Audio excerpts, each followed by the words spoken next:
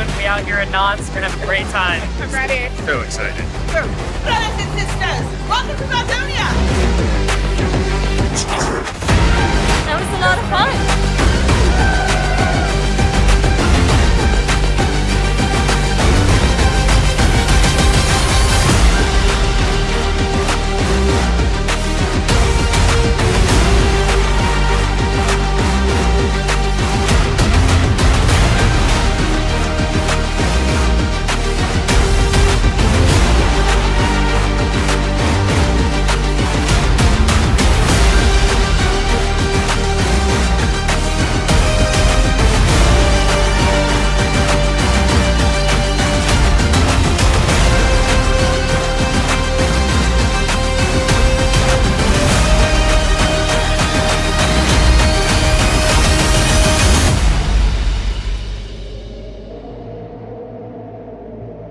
Hello. Hi, good afternoon, everybody. Welcome to Not Scary Farm. How y'all doing today? Thank you. Well, welcome. My name's Eric Nix. I am the Director of Creative Production here at Not Scary Farm, as well as Knott's Berry Farm overall. Thank you for coming, TEA members. I'm thankful to be part of the Western Board of Directors. And without further ado, we've got a video to watch, and they're going to introduce some friends of mine. We're going to have a little bit of a discussion, and then open it up to Q&A afterwards. So let's watch that wonderful video.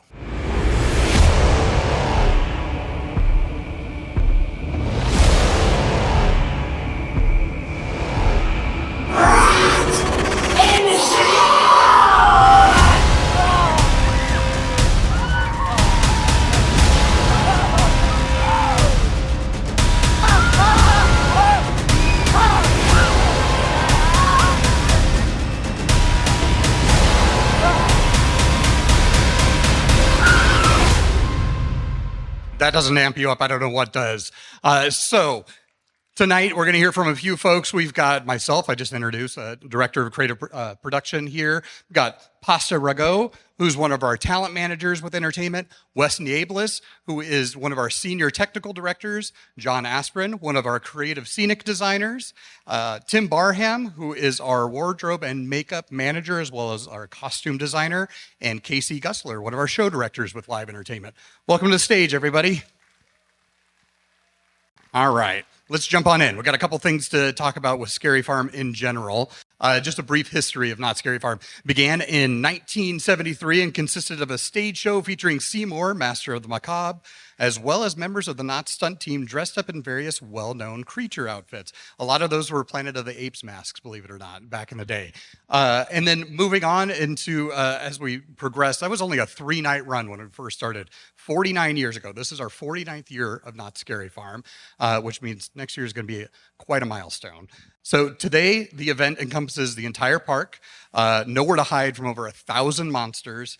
For this year alone, we have 9 mazes, 2 of which are brand new this year. We have 5 scare zones, 3 different live entertainment offerings. There's no escape from Not Scary Farm. We pride ourselves in being one of the most immersive experiences, Halloween experiences here, not only in Southern California, but across the country and the world. We're very proud of what we do. I'm proud of this team and everything that we put together here because it is a small and mighty team that gets everything done. And believe it or not, about 90% of what we do out on stage is built here at the farm within our scenic fabrication department. So that warms my heart every time I think about that it's not parted out and that all that talent is here. So without further ado, we're gonna dive in deep into our 2 new mazes today. You'll get to experience those later on tonight. And then we'll hear different perspectives from down the way, from a talent perspective and a creative design perspective, as well as what it takes to put it all together. All right, Bloodline 1842. I'm just going to read a brief snippet of this one. It is a hyper-energetic experience filled with interactive show moments, environment-based effects, and respond to guests' actions, and a time-sensitive and central-focused storyline to keep guests fully immersed inside a coherent action sequence and story from start to finish. This is a video game come to life, right, John? Oh, absolutely. Why don't you tell us a little bit about Bloodline 1842 and how you came up with the concept and how we got here? Cool. Hello, everyone.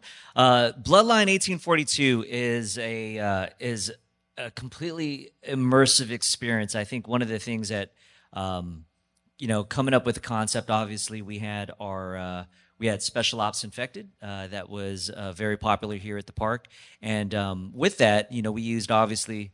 It stemmed really from the Special Ops Infected experience, was that interactive experience. I think a lot of times as fans ourselves, much like you, when we go through a maze, we sort of look forward towards going through a maze, and in a lot of cases we're victims or we're witnesses. In this case, Bloodline was really inspired by the idea of what we created with Infected, was the idea that the guests got a chance to fight back.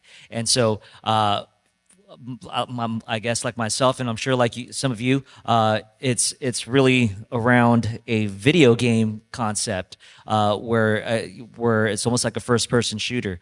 And so being a huge vampire fan, I'm sure like some of you, one of my favorite movies, and I'm a hardcore nerd at heart, is Lost Boys, and that idea of that adventure that the Frog Brothers, and Corey Haim's character, and that whole idea of them, the kids fighting back, is much like, as I got older, was what helped inspired something like this. And with Bloodline 1842, we had an opportunity to combine a whole bunch of cool different genres, from like, a little steampunk influences, some Victorian era, along with all the different types of genres of being a vampire. So to me, it feels very, it's comic book mixed with video games with the steampunk sort of vibe to it. It's really fun. What's really fun about this is seeing, I'm lucky enough to be able to look at some of these concept images and then see how they're realized. And this is one of those mazes where the scenes and the finished product are very, very close in nature. We accomplished everything we wanted to. It's probably one of our largest scale mazes we've ever built. Easily the most complicated maze that we've ever built, and I'm sure Wes can kind of speak to the show systems and everything that's involved with Bloodline. So yeah, why don't you tell us a little bit about what it takes to look at John's design packages that he sends in, and how do you make that a reality? Well, for one, John doesn't hold anything back. I mean, we built a whole train in there. In Valdonia Square, it's a 2-story set. It's huge. It's amazing. It's immersive. We started working on this, and that was amongst one of the first rooms we started really getting the details in, and we started in February, and we've been at it nonstop. So, and then it just went from there into the tavern room, and I don't know if you're doing that next. Yeah, let's keep looking. There's a couple scenes that we're zeroing in on. Valdonia Square. I think we're also looking at the crypt, if I'm not mistaken. So yeah, these are some of the paint renderings that John will put together that gives Wes and the team of technicians kind of their blueprint on what they need to do inside that maze with color call outs, etc. This is the catacombs experience. So. Why don't we pause here for just a second? We haven't talked about talent, and I'd love for Pasta to sort of, again, how do we go from John's vision to casting, and as well as Tim, executing on the wardrobe, which I think we have a couple slides devoted to the wardrobe. But why don't you talk a little bit about talent? Well, can you hear me? So something that's kind of exciting about the Catacombs team and Nanook in general, or Bloodline, is this is our biggest cast we've ever casted for any maze at Not Scary Farm. There's over 90 associates who work in there. And with Bloodline in particular, there are there's a variety of different stunts that happen. So in the Catacombs in particular, you have the Daybreaker, who's the guy who's standing on the crypt, and then you have the vampires, the Valhemfrey, who are on the side. So we had quite a fun experience with training and casting and getting them costumed and getting them in. Oh, wait, let's pause here for a second. Let's talk about the weaponry. John, can you enlighten us? Enlighten us. Yeah, sure. Nope. Can we go back one to the weapon? Yeah, there we go. So for those of you that have gone through Special Ops Infected, you'll notice that there's these are the same types of weapons that we used. Of course, we gave it a little makeover. Our props department did an incredible job with sort of throwing it back into the era of 1842 for the most part. And one of the things, and I'm not sure if we could talk about some of the features on this, but there's a lot of hints just by looking at this in terms of what's possibly yet to come. But with this design, really, it's something that, in a lot of ways, kind of sort of feels and fits, if you would, in the world of Valdonia. So it's pretty cool. Yeah, that's great. Let's move forward. We can talk about the wardrobe and the character sheets that we put together. So how do you execute on that, Tim? How do you make a comic book character come to life? How do we exit on? We first panic because to costume 90 people, to give you a reference, Ghost Town has 90 people. So Ghost Town we've been building for years. So that volume is already been established. To start from 0 to get to 90, it took us about 5 months. Some of the things that you're looking at is some of our Daybreakers, and what we knew we were going to have to do is identify the 2 different vampires. So that we did that very easily by just making color choices. So all of our good vampires are in brown earth tones because they're above the ground. All of our bad vampires are in blues, purples, and blacks because they're the below the ground. So we kind of took through to give you a quick instant on who should I shoot and who should I kill. Color gives you all of that. So what we were looking at is how can we get there quickly and effectively with being able to costume all of this. We do fittings in July.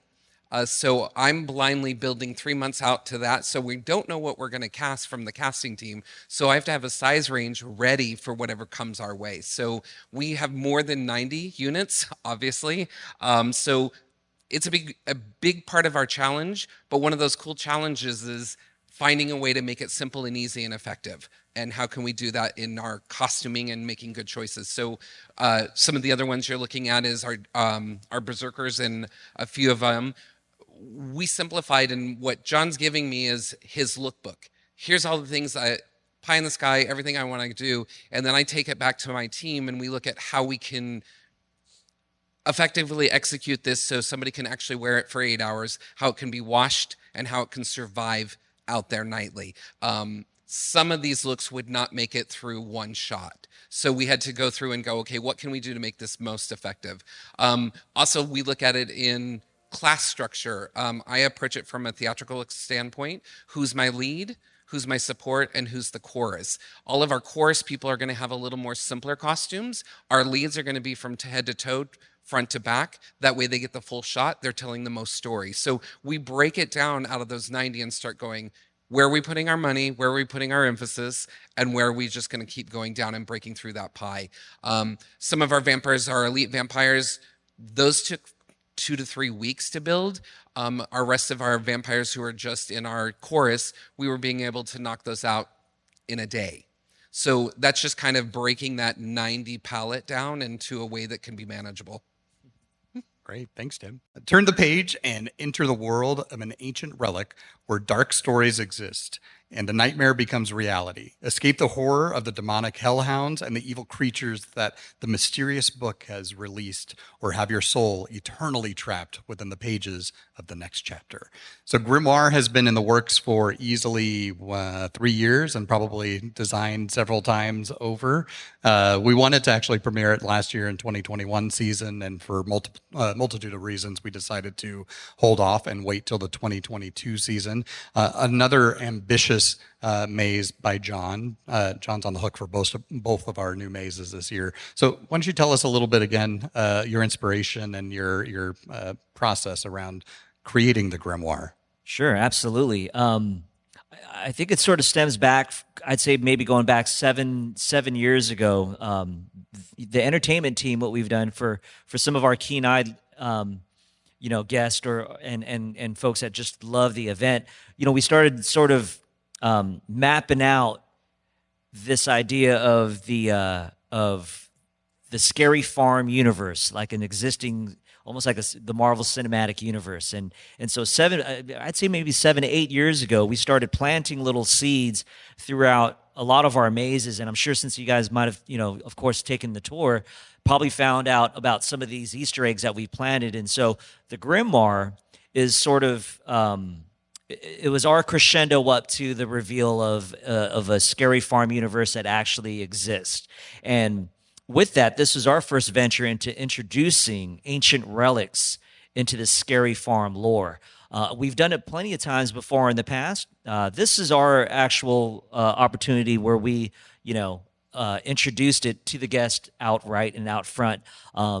You obviously know the train conductor with his lantern and so on and so forth. We haven't dove so much into that detail, but the Grimoire is our first, in which you probably saw in some of our recent entertainment offerings. For those of you that were here last year, might have seen the Grimoire in Invitation to Terror, and we also introduced it last year as almost to pose a question as to how Sarah Marshall might have cast that curse in Calico by introducing it into the final scene of the Origins, our maze over at the Wilderness Dance Hall. Yeah, it's nice that we've got this, as you mentioned, this relic and this item that has traveled around time and space, essentially, and has wreaked havoc everywhere it's gone. And it has been here with us at Scary Farm for a multitude of decades, actually. So we're really digging into the idea that this evil is coming from, or some of this evil is coming from the Grimoire itself. Let's take a look at a couple of the scenes from the Grimoire.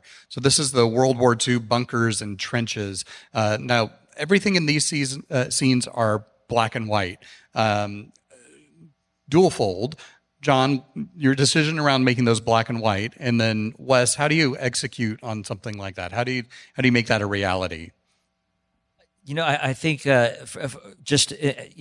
idea of it was to really sort of give guests almost a flashback sequence to really separate our world and where the past world in which the Grimoire has existed. And so what we also want to do, without having to force feed it to our guests that would go through the maze, was to centralize a focal point, because everything in this particular scene, or scenes, if you would, exist on almost a grayscale or a black and white palette, and that only thing that is inside these scenes that is full color was the Grimoire.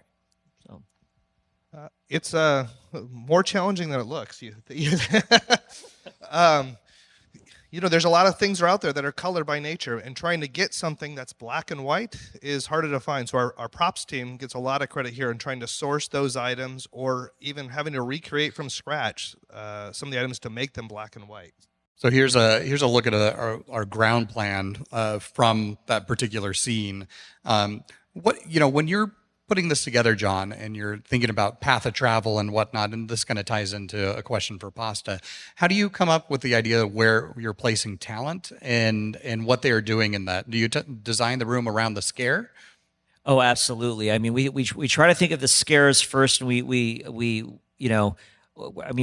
could definitely pull off an incredible and a beautiful looking set, but at the same time, we have to think about the whole entire package, the presentation. Like Tim mentions, and he says it all the time. It's about form and function, and we try to translate that idea of form and function through the layouts of our mazes, trying to break lines of sight, and to also keep in mind that our layouts of some of our scenes are really playgrounds in a lot of ways, and in ways in building an area in which our talent can maximize as many scares as possible while still doing its purpose, which is providing an entertaining set that the guests could go through. So John really nailed it. Is what is the form and function? What is the purpose of the talent being in that room?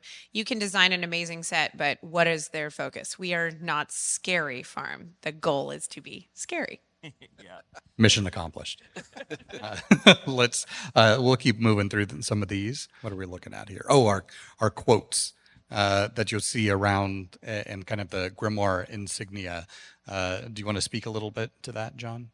Some of the quotes that if you had a chance to go through Grimoire, our main character Sammy is reading from the Grimoire, and you see some of these quotes as you enter through these various worlds, and it sort of sets up this notion that what she's reading is actually opening up these portals. And so it begs the question, if you see any other of these quotes throughout the maze, where could it possibly be? Or it's an entertaining way just to sort of bridge a lot of and tie into these worlds to the Grimoire itself.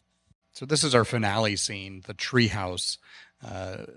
Essentially, we're being called back to the treehouse by some of the main characters, and I don't think anybody has seen this because we haven't shown the behind-the-scenes maze with the new mazes this year. But I don't want to ruin the finale. But can you talk a little bit about that, John?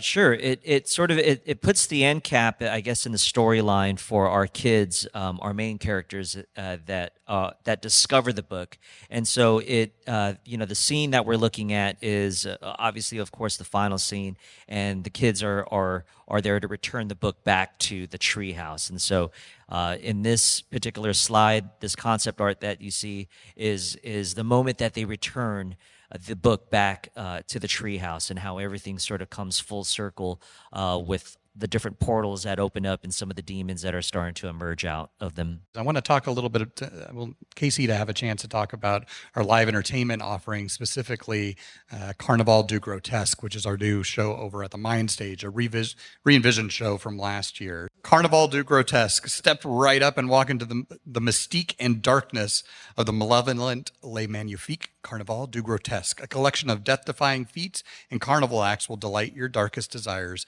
and fill your senses with terror and delight. So we premiered the show last year in 2021, and it had a musical element to it. We actually worked closely with the band The Haxons to come in and perform most of the nights of Scary Farm 2021 season. We also had circus acts and sideshow acts that came in between. And while we all enjoyed it, it really felt like the circus acts resonated with everyone. And so I tasked the team with, I think we're on the right path here, but let's see if we can lean into the circus acts and the sideshow acts. And so I let Chris Doe, our associate producer, and Casey Gussler go, and they reimagined the show. And I think it's such a hit this year because of the spectacle of it all. Can you talk a little bit about the process of re-envisioning this particular show?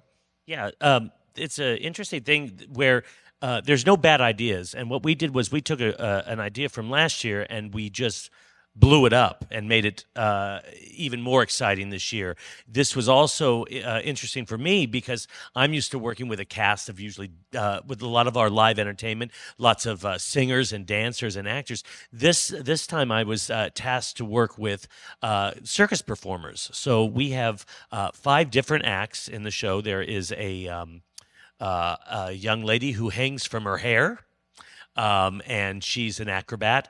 We have a fire artist. We have a chair stacking acrobat that balances on chairs. Oh, there he is. And our last and our big finale is the Wheel of Death. And many of you may have walked by the stage. It's there it is. This contraption was actually built by the gentleman that you see right there. He and his family have been in the circus for many, many years. He learned this from his father and his older brothers, and they put this together. And so it was my job to take all these acts. Oh, and we also have a dance troupe from the world of dance. And so it was my job to take all of this and make a show from beginning, middle, and end. I'm very big into storytelling. And so we have these 2 malevolent ringmasters who kind of take you on a journey throughout the evening with these circus acts. It's a beautiful show, and it's I always enjoy, no matter how many times I've watched it already this season and through rehearsals, when this act happens, the air gets sucked out of Calico Mind Stage. The gasps that you hear when he's performing on that Wheel of Horror is it makes me giggle every time, because I've watched it every time. It still feels dangerous every time you watch it. The first rehearsal, I couldn't even watch it. I looked. And they said, "How's it look?" I said, "I think it looks fine." It's great, but I don't want to watch him fall. And he's never fallen. And he's been in this, been doing this act for 12 years. So a lot of dedication and talent goes into that. There we go. I think next up, there we go. We've got some of our set pieces from Carnival, our scenic treatment. Was this a particular challenge? I know there was a lot of painting in this one, meaning like the skeleton characters. We had these devil faces that are on either side of the stage. Yeah, the challenge for this show for us is some of the pieces are a little intricate, and just because of the nature of how we build Scary Farm, this kind of came to us a little later in the game, so it's kind of a last-minute challenge for us. On its own, it wouldn't be too bad. We are also setting up the stage because our next show, Home for the Holidays, our Christmas show, we're actually kind of starting to build behind it. So that's one of the tricky things that you don't realize is the stage is set up so we can start constructing for our next show. How we always have to do it around here, it seems like.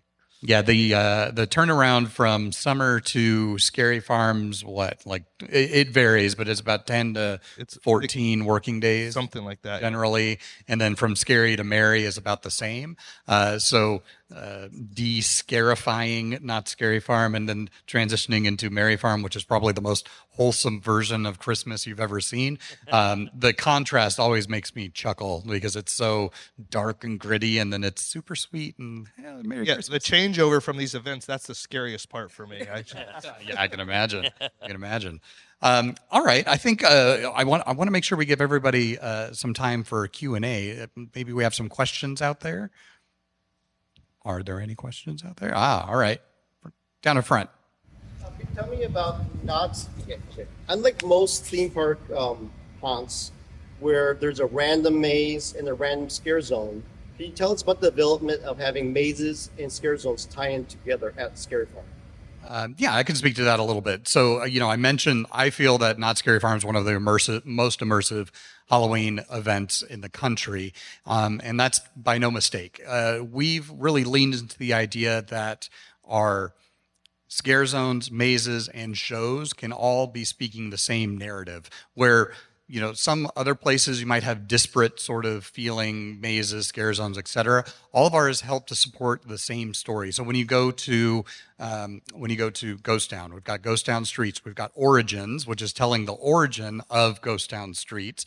You even get to see some of those characters and how they've developed in the maze and then experience them scaring you out on the street. And then you've got these shows like Carnival that is set, and Carnival in particular is fun because it kind of rides two different themes. It can live along Calico in the 1800s and be this sort of circus feel. And it also plays up the carnival side. So we really try and connect all of that together to create one narrative. And we do that in all over. Carnival with Mesmer and even Dark Ride that plays into the theme there. It's by no mistake. We certainly love leaning into that. We love tying in the Easter eggs, and I'm sure some of our offices look a little, serial killer-esque with nice red yarn, and how does this connect over here and all that, but it's all for the sake of story and connectivity. Yes. No, yes. How does the coordination between all of the teams work for Scary Farm? So the creative vision that's originally had is actually, properly communicated to the construction documents and costuming and casting and all of that. So it all becomes one massive, thing that works well. Pasta just whispered, we have a lot of meetings. A lot. Not untrue. We do have a lot of meetings. So the park will tell us, essentially, our leadership will let us know, hey, we've got a need here, or we know this maze might have been around, past its 3 or 5 year mark, and so it's time to develop something new. So we come to the table, or John and the scenic designers come to the table with me and a couple other folks, and they present pitches to us. So we decide what's going to go next in whatever venue we know that we need to occupy. From there, we sort of hit the go button and they start designing. We have check-ins along the way, and then once that design package is done, it gets handed over to Wes. And then what's your team do with it? Yeah, so we're working with the designers and John from almost near the start as he's, fleshing out a concept for a room, and we're working out, silly things like exiting and stuff like that. But then we're building that along, and then we have a great team of technical directors that take it from there. We then pass it off to each of our team leads. We have 7 different teams: audio, lighting. I'm going to forget one. They're going to yell at me. Audio, lighting, effects, video, paint, props, carpentry. Oh, paint. I can't forget paint.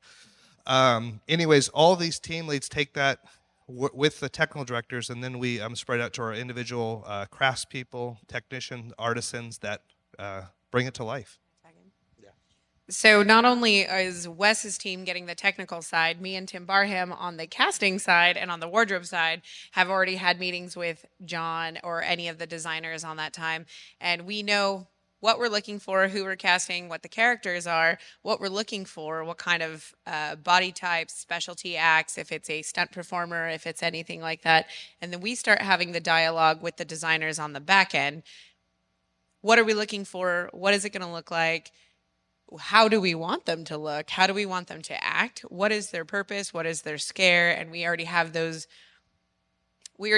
conversations months in advance. Yes. They did it all well. And then after we've got that, then I get to go down to downtown LA and start looking for fabrics, or open all my fabric books, or start trying to figure out how we're going to create those textures and color to help drive that story. So even if you're not a super deep fan, or you haven't been able to see anything, when you walk in as first guest experience, you can already have the story visually. The biggest thing that we also as a collective group is make sure that you're getting something different with every area that you're going to, so you're not getting the same palette. So one of our true choices is to make sure that if I just saw a nurse in this maze, the next time I see a nurse, she shouldn't be the same one, shouldn't have the same texture, shouldn't have the same style. So we make sure that we're also driving from what's in the area, what your path is, what you're seeing next. So that's all in that development. I think just to kind of tag in a little bit on that. So we also have an in-house prosthetics team. So you've got a sculptor on staff that helps come up with the prosthetics that John is, giving you the inspiration for, right? 100%. Not just part of the costuming, but makeup. Like when you're out there tonight, we put in 325 people in makeup every night. So you're going to see a lot of makeup, not just 2D makeup, but 3D. Our 3D makeup's been sculpted. And then things that we can't find, or things that we are so specific to that character, we have an in-house sculptor that starts and does all of his sculpt. We have the team stop by, make sure that we're on track, and then we actually cast, pull, and create in-house masks. So you'll see that in quite a few of our mazes tonight as well. Great. More questions. Ooh, more hands. Brett in the back. This is amazing. Thank you so much for hosting us. We are all so excited to see all of this. If all of this is 49, can you give us any kind of clue? What are we going to see for 50? Look at the time. We're just running. Eric? To be continued. My marketing and PR pals aren't in here to wag a finger at me. But bigger and badder. That's all I can say. Like what we have been in development for a number of months already. On the 50th, we are locked and loaded. Design packages are almost complete in many cases. I wish I could tell you more, but it will be spectacular in my opinion. We can't do any less than spectacular. We've raised the bar every year for the last 49 years, and the 50th won't be any different. I can promise you that. We're excited. Yeah, we're all very excited. A little nervous, but we're all very excited. Down in front. Can you speak to what the rehearsal process looks like when you're finally moving people into the spaces for the first time? Oh, yeah. Well, let's go back to Bloodline real quick. Bloodline has a lot of different talent in there. So we ended up having a total of 7 different rehearsal nights with them. So we broke it down. You had your stunts, and they had their various rehearsals so they could feel comfortable in their rigs for safety reasons, and so they could safely deploy whatever we're asking them to do. So you had your stunt performers first. Then we had a different rehearsal with the Daybreakers, who are kind of pulsing the maze and creating the throughput. Then we added the rest of the Valhemfrey in to get the story beats in. And then we had the entire cast together, and they were all together for 8-hour rehearsals for a long time. But like, we also have rehearsals within every other area. Like if they have a stunt, they will have their own rehearsal, so they are capable of doing it. Like the Witches and Origins have their own rehearsal space, their rehearsal time, and then we run the cast through. Scare School is what we call it. So that's kind of fun. Scare School happens for every venue, every street zone, every area. So they are trained for 8 hours, and they know how to scare, know how to associate with the guests, how to talk, and how to be their character. depending on the venue. Like Grimoire had 3 different scare schools this year. So if it's a newer venue, they usually have a little bit more time on the back end versus a repeat maze. Great. I think we got time for one more question, and then we'll let you go and get escorted over to the pre-scare.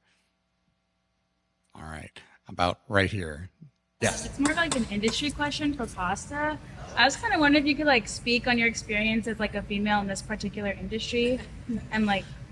I actually get this question quite a lot. So this is coming. I've been in this industry for a long time. I started when I was 18. I started as a talent. For any female who is looking to break out into the entertainment industry, which I often know is a male-dominated industry, I have been known as the moral compass. I've been known as the honest person. I am always myself. I am always true to my word. I work with Eric all the time, and I've worked with all of these people on the stage, and I will always tell you my opinion, regardless if they like it or not. I'm unapologetically me.